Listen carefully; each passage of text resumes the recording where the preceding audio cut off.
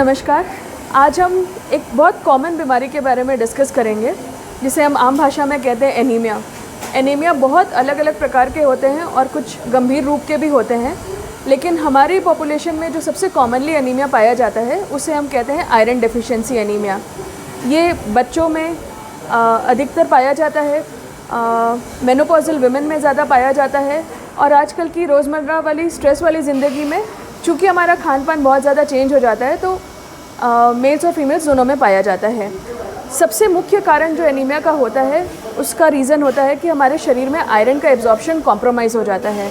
जो भी लोग बहुत ज़्यादा चाय कॉफ़ी का सेवन करते हैं, पानी कम पीते हैं और जिनके में विटामिन सी की कमी रहती है, उनमें आयरन का एब्जॉर्प्शन काफ़ी कम हो जाता है। मुख्य तौर पे एनीमिया के कुछ 4-5 लक्षण होते हैं जिन्हें हम विस्तारपूर्वक डिस्कस करेंगे।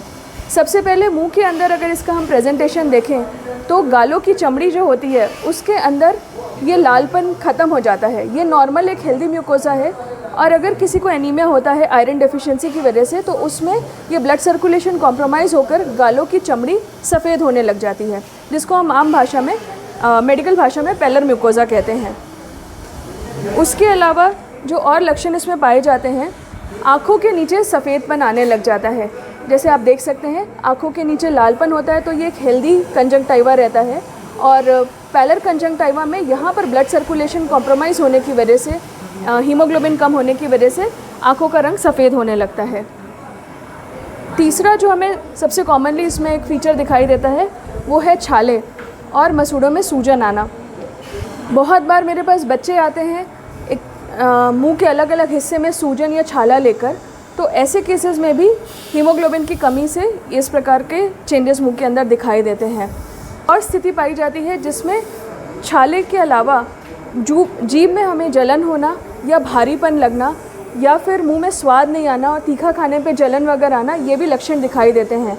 और कभी कभी इन मरीज़ों में हीमोग्लोबिन का लेवल नॉर्मल रहता है, तो मुझसे मरीज़ ये भी पूछते हैं कि अगर हीमोग्लोबिन नॉर्मल है तो हमें और क्या तकलीफ़ हो सकती है और वो कोई गंभीर बीमारी तो नहीं हो रही, उसकी वजह से ये सोचकर चिंता ज़्यादा करते हैं। एनीमिया का एक डायग्नोस्टिक फ़ीचर होता है कि उसमें हीमोग्लोबिन कम होता है, लेकिन कभी कभी किसी मरीज़ में ये भी पाया जाता है कि हीमोग्लोबिन का नॉर्मल है वो नॉर्मल रहता है, लेकिन जो बाकी ब्लड सेल्स के जो फीचर्स रहते हैं, जो एक आपकी ब्लड रीडिंग में वेरियस पैरामीटर्स जो रहते हैं जिसको हम बोलते हैं रेड सेल डिस्ट्रीब्यूशन, उसके भी फ्लक्चुएशंस होने की वजह से इस प्रकार के लक्षण हमें दिखाई देते हैं। इसके इलाज में मुख्यतः हमें सबसे पहले ये ध्यान रखना है कि हमारे ब्लड टेस्ट कराने के बाद हमारी रीडिंग्स क्या आई है।